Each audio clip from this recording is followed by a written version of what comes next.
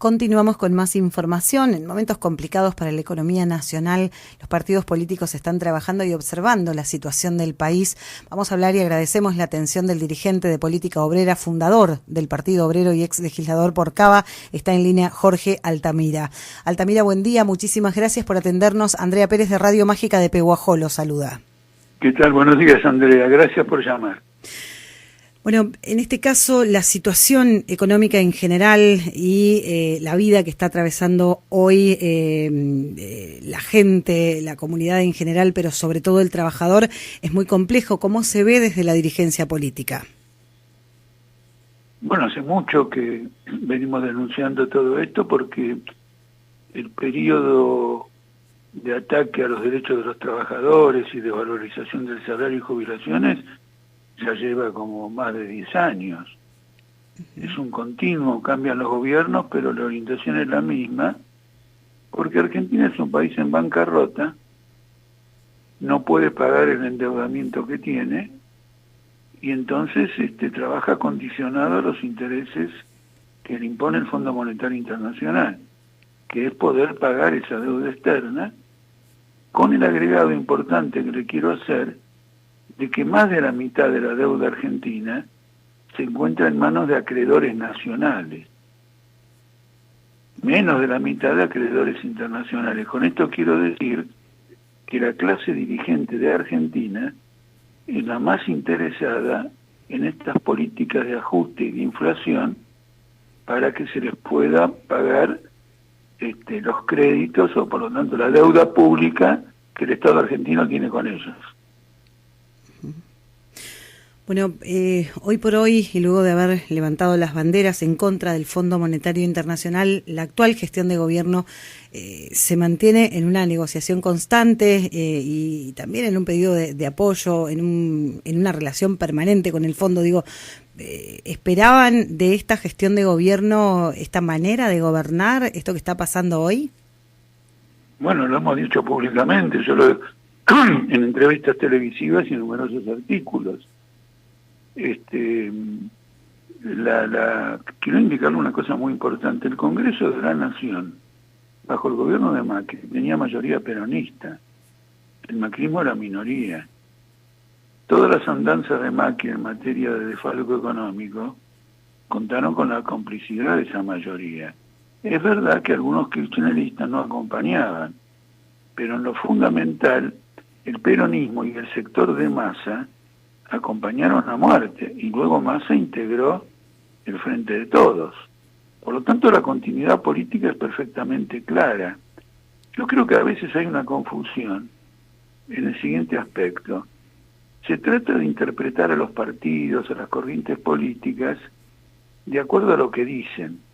Por ejemplo, somos nacionales y populares, y amamos a los pobres, etcétera. Pero lo que hay que juzgarlos por los intereses de clase que representan. Y el kirchnerismo representa los intereses de un vasto sector capitalista del país. Por eso tiene los ministros por otra parte que tiene. El Mendiguren no es un trabajador asalariado que además trabaja los sábados y los domingos. Los acuerdos con los sectores agroexportadores que este gobierno colocó como eje de su política arranca desde el mismo comienzo, y dólar soja lo arreglaron con ellos. Si uno juzga a los políticos por los intereses sociales que representan, la realidad argentina es muy diáfana.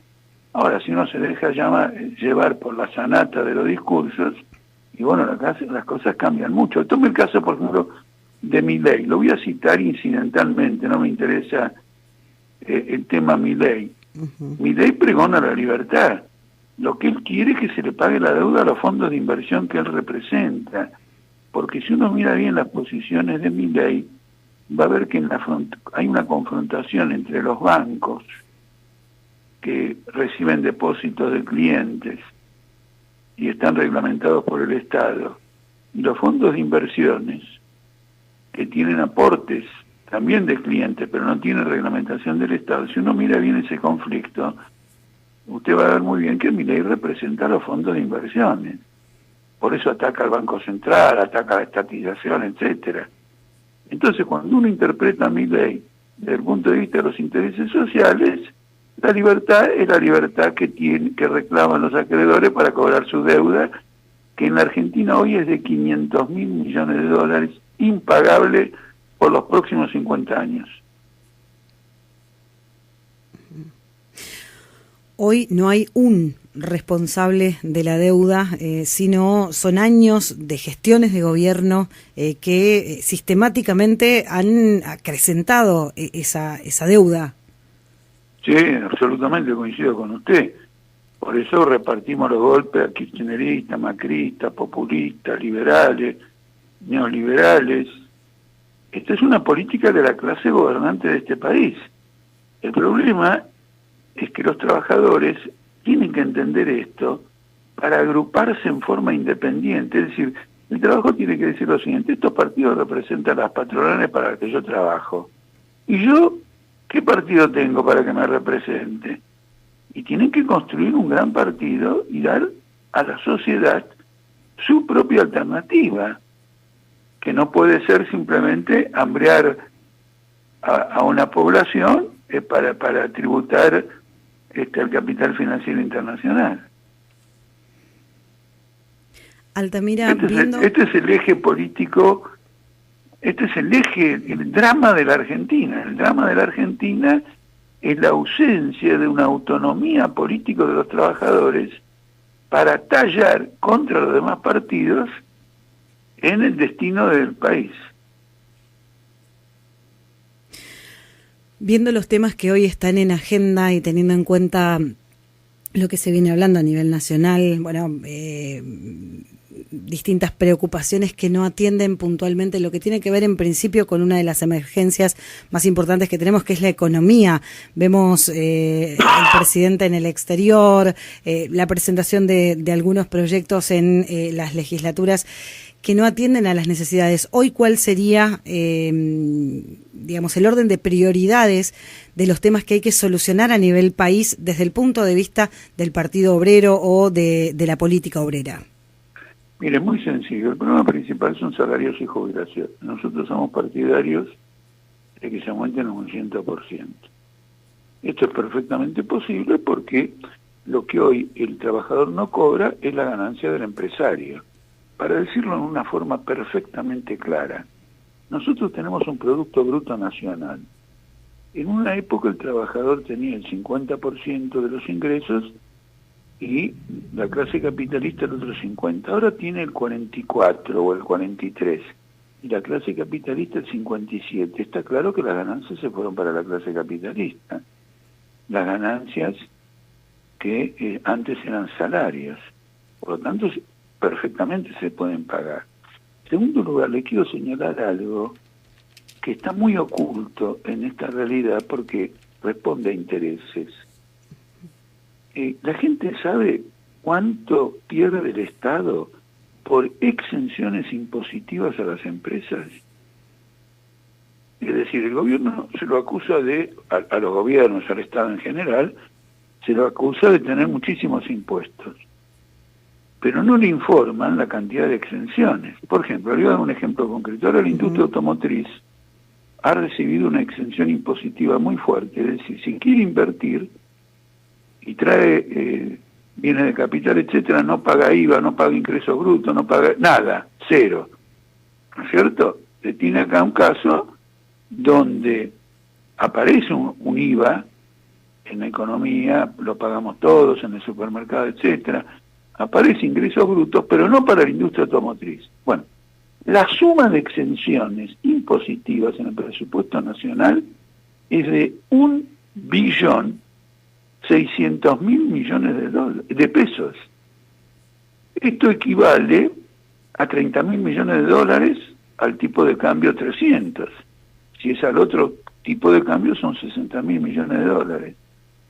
En una palabra, vivimos en un país donde las entidades empresariales critican la excesiva presión impositiva y en realidad no pagan un peso, sino que el Estado la subsidia, como ocurre ahora con el gas, la subsidia a costa de lo que sí cobra, que es el valor agregado a las galletitas, el valor agregado a todos los productos de almacén, etcétera, etcétera, y el valor agregado a todo que lo paga el consumidor, es decir, todos nosotros los que no integramos una clase empresarial.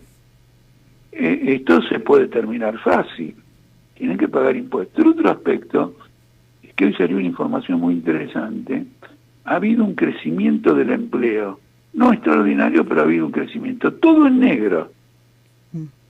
¿Cómo puede haber un crecimiento del empleo en negro? Con la complicidad de la burocracia de los sindicatos. Porque en todas las empresas hay representación gremial. Y los sindicatos están presentes. Ellos saben que se está contratando en negro. Por ejemplo, recientemente en una conversación con obreros de Asindar, en Villa Constitución, me indicaron una realidad que yo podía haber intuido, pero que no la conocía en la proporción que ocurre. Casi la mitad del personal de Asindar no responde a la patronal de Asindar, sino que responde a contratistas que hacen trabajos internos dentro de Asindar. Esa es la mitad, y la otra mitad son obreros de Asindar mismo. Esas contratistas no tienen trabajo en negro. Entonces le cobran a Asindar por esos servicios que le da barato, porque no tienen que pagar aportes jubilatorios. Es decir, hay un fraude laboral extendido que el Estado encubre y la burocracia de los sindicatos también. Es decir, que los obreros no solo no tienen una representación política, sino que podemos decir que tampoco ya tienen una representación sindical. Los convenios se fijan por debajo de la inflación y se aceptan trabajadores en negro, a los cuales esos convenios que se firman no los alcanza. ¿Se cuenta el drama brutal que tenemos? Ahora, naturalmente, esto se lo digo yo, usted entreviste al resto y esto no se lo va a decir. Algunos quizás lo ignoran y los demás lo encubren, pero esta es la absoluta realidad. Altamira, hay una discusión hoy, o al menos se está intentando instalar una discusión que hoy solamente es mediática y que tiene que ver con las próximas elecciones y la posibilidad de eliminar las primarias. Sí. ¿Cuál es la postura en ese sentido? Mire, la discusión es un fraude, porque se asigna al gobierno el interés de eliminar las primarias para que el gobierno supone que él va a ir unido y la oposición, es decir, que va a ir unido, con paso o sin paso. En cambio, la oposición, el macrismo, Juntos por el Cambio, iría unido si primero arregla las diferencias en unas pasos. Si no hay paso, va dividido. ¿Me explico? Sí. Esa es la especulación básica.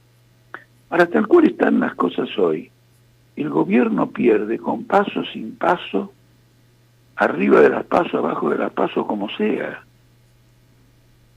Totalmente, porque habrá una elección, los opositores irán divididos en 3 o 4, el gobierno no va a sacar más del 20% de los votos, y cuando haya que ir al balotaje, los opositores unen sus votos, porque el balotaje es entre 2, y le ganan al gobierno. Esto es un fraude, esta discusión. Es un fraude absoluto. En segundo lugar, no se sabe si la vicepresidenta quiere ser candidata a presidenta. ¿Por qué no se sabe? Porque va a perder. Y si pierde, pierde los fueros. Y muchos dicen que ella quiere conservar los fueros por los temas judiciales. Entonces, ¿quién va a ir? Va a ir otro. Y a ese otro lo va a acatar todo el peronismo. Por lo tanto, están especulando, porque es pura improvisación. La crisis y la desorientación frente a la crisis tan aguda que todo el mundo está guitarreando realmente para sí mismo. Se están autoengañando. Porque además se comenta que Cristina Kirchner eventualmente iría como candidata a gobernadora de la provincia de Buenos Aires, porque ahí tendría más certeza de ganar y de tener los fueros. Ahora resulta que el kirchnerismo es minoría en la legislatura bonaerense. Por lo tanto, se puede aprobar en el Congreso que se eliminen las pasos nacionales, pero no se van a eliminar en la provincia de Buenos Aires. Entonces todo el negocio de eliminar las pasos nacionales se perdió. Si el tema es que la señora vicepresidenta se presenta como candidata a gobernadora. En una palabra, esto es un gran verso nacional para entretener a la gente en la televisión, revela una gran confusión y una desorientación, y el entretenimiento a la gente para que no vea cómo los precios van a seguir subiendo y cómo Massa está preparando una devaluación. Porque esto del dólar soja no termina ahora el 30 de septiembre. No es tan fácil, una vez que usted dio un tipo de cambio tanto más alto, no puede volver simplemente para atrás. Eso ya tiene repercusiones en toda la economía. Y al Banco Central esto le ha costado 300.000 millones de pesos. ¿Por qué?